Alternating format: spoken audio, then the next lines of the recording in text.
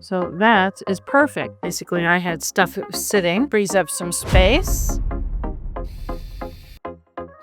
So as I put it together, I could tell, like, dry fitting it was going to be too tall for our application here, which I think is a pretty standard height for the cabinets. So what we're going to do, and you might want to copy this, is we're going to kind of reduce it in half and use 2 shelves that aren't going to be as far apart. Let me show you how we're going to do that. So I'm going to take this off. We're going to use 1 bracket. Let's take this screw out.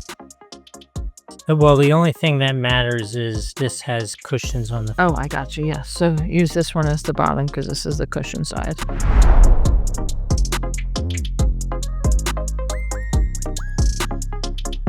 Such a great little tool, too.